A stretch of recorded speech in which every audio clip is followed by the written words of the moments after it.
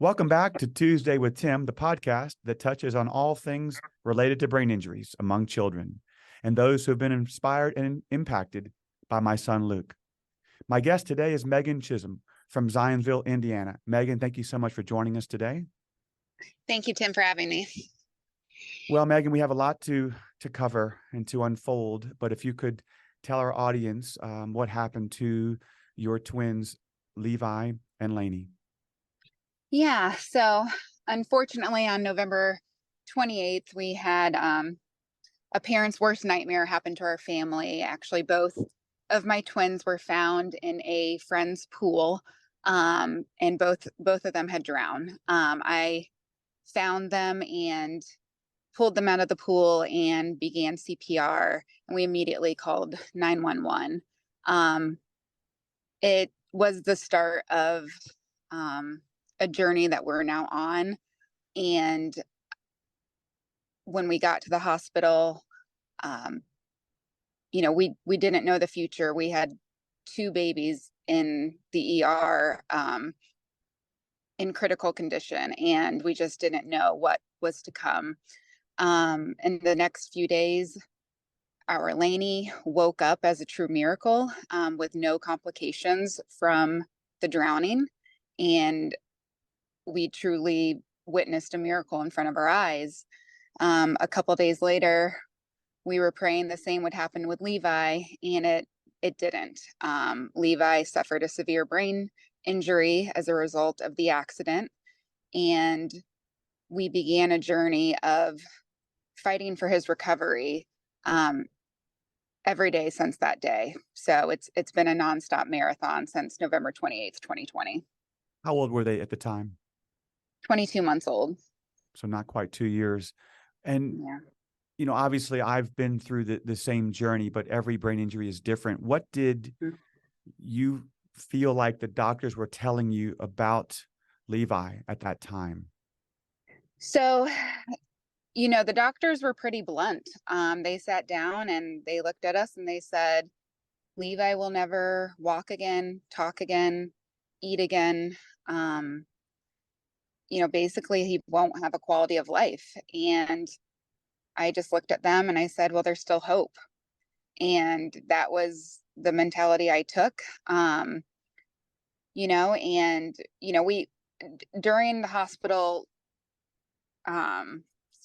stage, like of the critical care stage, we were trying to be realistic. Like we knew the severity, and I was just looking for God to kind of give me signs, because you're given a lot of tough options during that time in a hospital stay, and I was just looking for a lot of direction. And I felt like Levi's journey wasn't done yet, and we just needed to keep going. And I felt like with my other children, I've had some experience with already with high medical needs, so I was prepared for it. It still comes as a shock to me today that I now have two kids with D tubes, but I just felt like for some reason this was a journey that was not going to be easy, but maybe one that I was able to handle and one that I could try to figure out.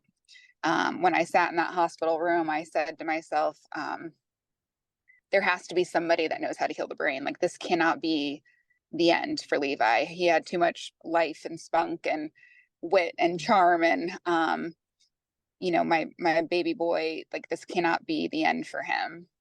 And so we just, as a couple, as a team, Scott and I just made a decision that, okay, like, we're going to give it our all and try to improve his quality of life. Well, you've certainly done all that you possibly can to this point. And, you mentioned God and your faith. And certainly that is, I'm sure, carried you as far as it has so far as we talk today. But my question to you now is, I remember that people would ask me, what therapy helped Luke the most? And every time I would be asked that question, my answer is always the same. I don't know. All of them must help. You have done more therapies and than I think anyone that I've been around.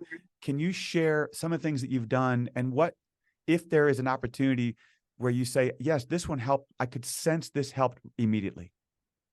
Yeah, so we definitely did a lot at the beginning, and still do. And what I'll say to parents that might be on this journey themselves is that every kid's injury is different and every kid heals differently. And I think that's very important to say, that what works for one child may not work for another. And it kind of took me, honestly, a few years to realize that, because I would see children whose healing was going faster than Levi's, and I was thinking to myself, that we're doing the same things. Why isn't this working? Um, and it's really taken me into the past, probably 8 to 10 months, where I've realized Levi is his own individual, and his healing is going to be his own um, roadmap, and no other kid's roadmap will look like Levi. So I just want to preface that, because I think a lot of times when people hear of a treatment or of a story, um, of therapy, they jump to it, but you really need to evaluate your own child and their specific needs to see if that's going to be a good fit for your child. And sometimes you do have to try things to see if they work or not, and then you have to make that pro and con list of did it work or not, and then move to the next thing. Because I do believe the brain can heal. It's a very slow process. It's not overnight. I do think we can improve children's quality of life after an accident like this, but again, it does take a lot of work. It's many, many hours, and it's exhausting. But we're hoping that in the end, the result is Levi has a better life than what he did on November 28th, 2020. So I will say, for us, starting with Dr. Harch and hyperbaric was a very good move. For me, it again, it wasn't that result. I honestly thought we would go down there and Levi would be walking home. That's truly what I thought when we flew down there. I thought that was going to heal Levi completely. But what it did do for Levi is when we got there, Dr. Harch looked at him and said, he needs a trach. His breathing is horrible.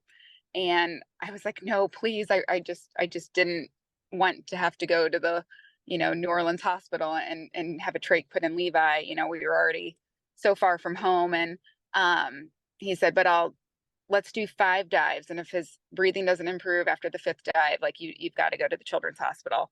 And I kid you not, on that 5th dive, his breathing was night and day. I mean, it was a totally different kid. And I can truly say that hyperbaric is what helped Levi's his breathing again, and helped us to avoid getting a trach for him. So that was huge.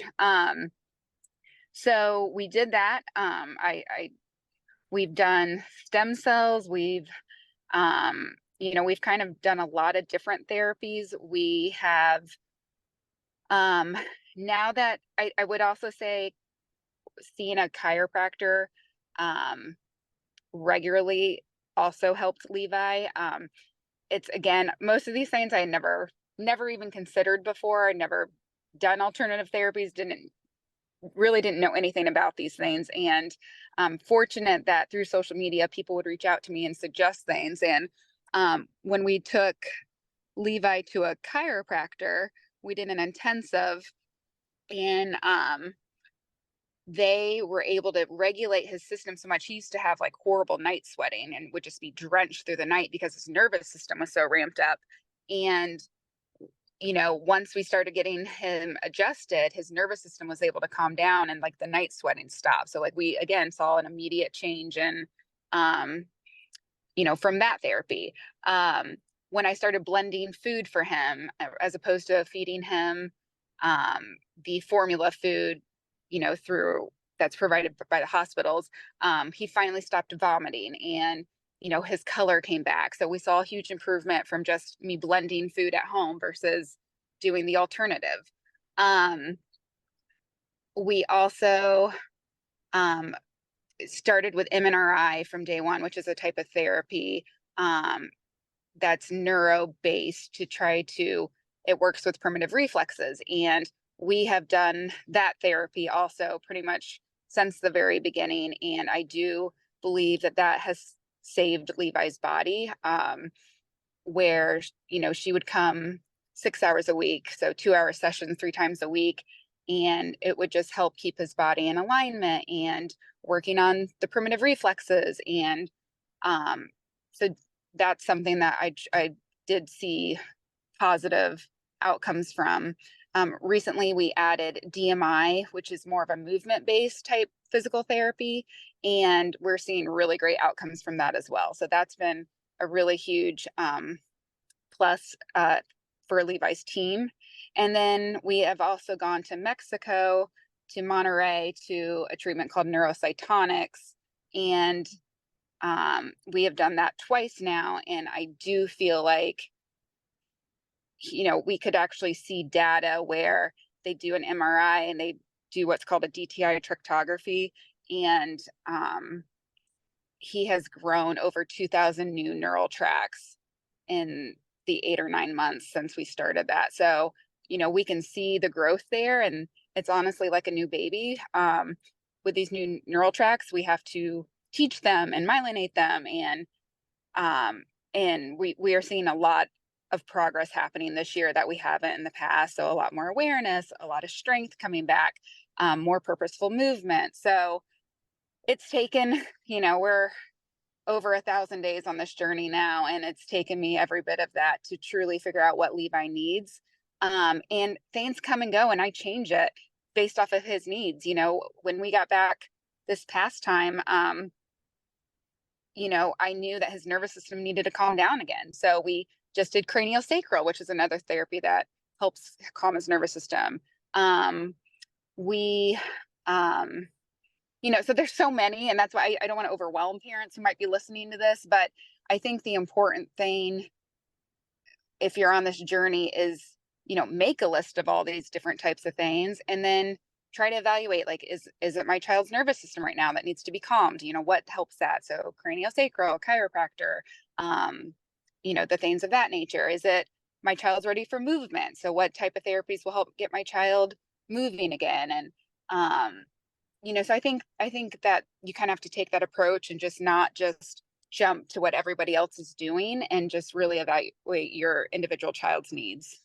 In some ways, we've become a nurse, a pseudo doctor, because we know our child as well as anyone. I remember nurses telling me, your child more than anyone, and what you Yeah. feel. The other thing, when I hear all of these therapies that you've done, and those that are listening are wondering, well, are these covered by insurance? And unfortunately, Yeah. the majority of these are not. And Right. that's where Team Luke Hope for Minds comes in, where we can help families financially. But I listening to you, I could just sense that, it's not just exhausting, but you're always wondering, is this the right move? I Yeah. thought the same thing. Should I be doing this instead of that? Yeah. But what you are doing is you are giving him every opportunity and every possibility of improvement. And speaking of improvement, so for a little more than 2.5 years, what have you seen from him? Whether it's head movement or head control or eyes, what have you seen over the last, let's say, 6 to 9 months, that has been the most positive? Yeah. So I would say this has been our best moment of time. So it's the head control. So he fully can keep his head up now. So that's been amazing. So more purposeful arm movements. We're really working on him using a button that says yes or no. But I would say, he's eating breakfast by mouth. So we're just doing pouches right now, just puree type food, but every day, at least in the mornings, he will eat between 200 and 300 calories. So I consider that a win. Of course, our goal is to get him fully eating, but I'll take breakfast all day long. And then also, the biggest thing for me is we're starting to see joy again. And that's been so good for my heart. It's honestly been consistent in the past 2 weeks that he will smile if you interact with him. He smiles if you put him in a swing. He smiles if you get up and move him. And before, we had no reaction. And that's been the greatest change for me as a mother, is to see that joy is coming back into him. So, everything's small. And that's why I always like to point out to parents, like, the neurologists weren't wrong, when they sat down in the hospital with me.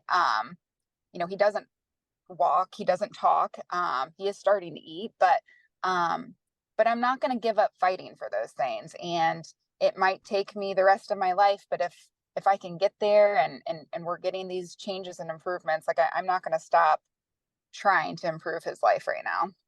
Of all the therapies you've mentioned, Hmm. and all the improvements that he's made those in my mind because of Hmm. what you're doing with him and being with him and giving him that love. And Hmm. I guess another question that I would have regarding love is, how do you spread all of this with all of your children? How are you able to manage a household with children, Yeah. husband? How are you doing with that? So we are very blessed because, in the sense that Levi has a phenomenal team. And, Levi, after the accident, qualified for Medicaid, because of the severity of his injury. And through Medicaid, you can have nursing. And so that's been a huge blessing and help to us, is that I can have a nurse who loves him. We have multiple nurses, and they are able to help me throughout the day, care for Levi. And it gives me that ability so that in the mornings I can get the kids ready for school, get them on the bus, drive, Lainey to school. Then I'm with Levi with his therapies all day. 2:30, I'm back home, getting the kids off the bus, going back and picking up Lainey. And then my afternoons are spent getting the girls to their appointments and Connor ready for his sports and making dinner. So I can really be present for all of my kids, because I do have those extra set of hands with Levi. And Levi is now able to do more things with us as a family, which helps a lot. So we're able to bring him to, some of the events and to church on Sunday. So that's been a big help. So it's more, at the beginning, right after the accident, it was very much like Levi had to stay home all the time. But now he's able to get out and about more, which is really helping our quality of life. I heard one thing 100, 200 times, and that was, if you don't take care of yourself, you can't take care Hmm. of your child. What are you doing to take care of Megan? Well, um, I try to work out occasionally. It's not as consistent as like, because a lot of nights we don't sleep. So, um, but trying to get in a 30-minute workout helps me mentally. You know, I have amazing friends, so getting out for a girls' dinner, those things help tremendously. Um, and sneaking out to go get my nails done, things like that. Like I definitely will take, and even that trip to Target, I mean, everybody knows, like, that feels like a vacation when you're a Mm, mom. So, yes. just being able to run into Target feels like a vacation for me. So, I definitely am able to get me time, and that helps with my mental stability right now. There's only 24 hours in a day, and somehow you make it seem like there's more, because not only are you helping Levi and you're an amazing mom and wife, you have also started a foundation. Tell us Mhm. about that. Yeah, so it was important to us. We felt so blessed by the community. The day the accident happened, I mean, the community rallied behind my family. I mean, they supported us, to no end. And it just felt in my heart that we needed to then take this community that was so willing to help, our family, and create a foundation to try to help others as well. And so, we've now, it's been since 2021 is when we started the foundation. This year we'll have our third golf outing. And we've given over $100,000, to other nonprofits, charities, and families. And so we're really proud that we're able to now help others. And we're really just thankful that the community not only continues to support our family, but now our mission and our passion to help others as well. And your foundation has been such a blessing to Team Lit Hope for Minds, and we're just so incredibly appreciative of that. And Megan, you have an incredible following on social media, on your Light for Levi page. Mhm. hundreds of thousands of people that follow you. Does it get overwhelming just to feel like you need to post something on Facebook? And how do you think you're helping and inspiring others by doing that? Yeah, it does. To answer your question, it does feel overwhelming at times, and it's also a blessing. To be honest, I don't know why Levi's story was spread so far and wide, and why so many people um, follow his journey. But I'm so thankful they do, and I it's such a blessing that they do, and that's why I felt like you know there's got to be more purpose in this pain. Like there has to be a reason why so many people feel so attached to Levi and want to follow his journey. And um, through his story and sharing about therapies and things like that, I mean, I've had countless parents reach out to me to thank me because they then tried something that dramatically improved their child's quality of life. And so for me, that is always that reminder that sharing Levi's journey is helping somebody out there. And yes, there's times where I have taken a pause and I've just had to like step back and take a break from posting because it's overwhelming and I'm truly exhausted. And instead of being up for a couple hours trying to type a post, like I need to get sleep if I can. So there's times where I have gone a few weeks, even a month. I think once I just had to take a break and just regroup. But recently I've been re-energized again because of the number of people that just keep messaging me. I just had a mom share with me that her daughter is 2 years seizure free because after I posted about chiropractic care, they sought a chiropractor, and um, now her daughter was able to get a license because she's 2 year seizure free. And it's just like amazing stories like that are just the reminder that Levi's story is truly changing the world and improving other people's lives. You are doing some incredible work. Light for Levi Foundation. Your Facebook page is called. Uh, so my personal page is Light for Levi and Laney, and then the foundation is Light for Levi. And yeah. When I hear this remarkable foundation that you have, I'm fully aware of what you're doing and talking to parents. You haven't mentioned much about Scott, your husband. Where does he fit in with this, and how has all this affected him? Yeah, so Scott is truly the backbone of our family. Without him, he's kind of like our pillar that keeps us all grounded and standing tall. And so forever grateful to have him as my partner and by my side. He's really our rock.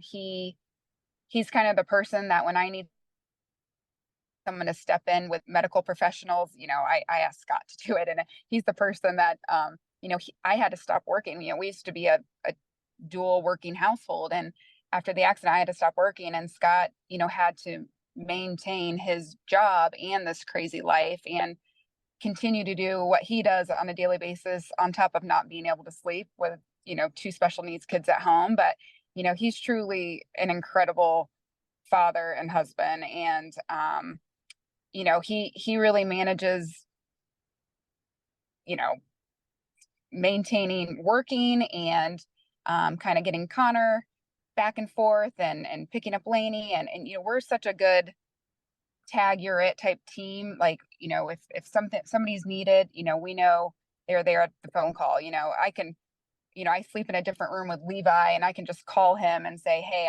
I need a break. He hasn't slept for 2 hours and he'll come in and hold Levi. And so, he's right there with me. I know I don't post a lot. He's a little bit not as into social media. So he prefers to not be on it. So I try to respect that. But yeah, he likes to keep the page about Levi and Levi. So that's what I try to do. But my other kids kind of float in on that page just because they're all part of it too. So Well, Scott is blessed to have you, and mhm. Levi is so blessed to have you, and as all your children are, and really so many listening today, and those that follow you on Facebook and your foundation. You have inspired and impacted so many, and I admire you so much. And I just want you to know that I will continue to pray for you and your family every day, and I thank you, and continued improvement to Levi. Megan, thank you so much for your time. Well, thank you. And Tim, I just want to say that, you're the reason why we were so inspired to start a foundation. So I want to thank you for what you've done for our community. We saw that doing this was possible because of you.